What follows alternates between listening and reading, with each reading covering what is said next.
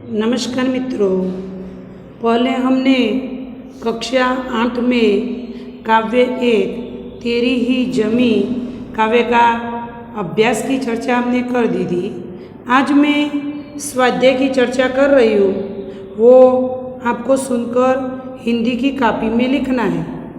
तो स्वाध्याय प्रश्न नंबर 1, कवि ईश्वर से क्या चाहते हैं। तो कवि ईश्वर से यह चाहते हैं कि हे ईश्वर, तुमने ही हमें इस दुनिया में जन्म दिया है और हमेशा तू ही हमारा ध्यान रखता है, तो हम पर हमेशा कृपा दृष्टि रखना और इस दुनिया में हम जिस भी हालत में हो उसी हालत में तुम्हें हमारा ध्यान रखना और हम पर आने वाली मुसीबतों का सामना करने की शक्ति देना। कवि ईश्वर से यह चाहते हैं। प्रश्न नंबर 2, तू अपनी नज़र हम पर रखना, ऐसा कवि क्यों कहते हैं। तो कवि कहते हैं कि हे प्रभु, तुम्हारी ही इच्छा से हमने इस दुनिया में जन्म लिया है और तुम्हारी ही कृपा से इस जन्म लिया है, तो इस शरीर और प्राण भी तुम्हारी ही कृपा से हमें मिला है। तो तुम्हें हम पर हमेशा ध्यान रखना और हम पर कृपा दृष्टि रखना, यही कवि प्रभु से कहते हैं। कवि किसे सबसे ताकतवर मानते हैं, क्यों। तो कवि ईश्वर से, भगवान से सबसे ताकतवर मानते हैं, क्योंकि इस दुनिया में ईश्वर ही सर्वशक्तिमान है।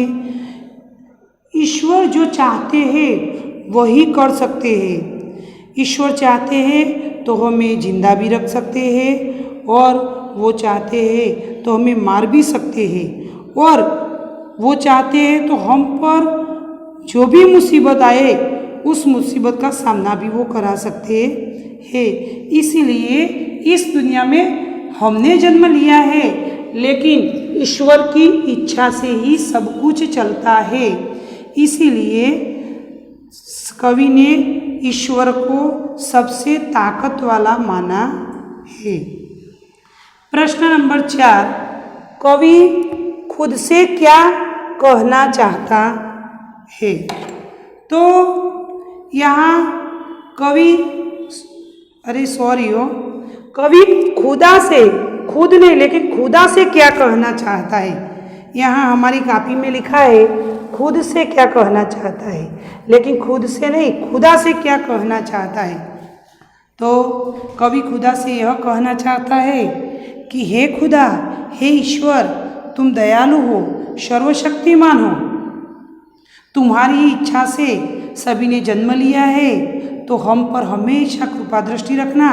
हम सब लोग तुम्हारे आगे अपना सिर झुकाकर खड़े हैं, तुम्हें हमेशा हम प्रणाम करते हैं। तो तुम्हें हमारा ध्यान रखना और हम पर आने वाली सभी आपत्तियों का सामना करने की हमें शक्ति देना, यही कवि खुदा से चाहते हैं।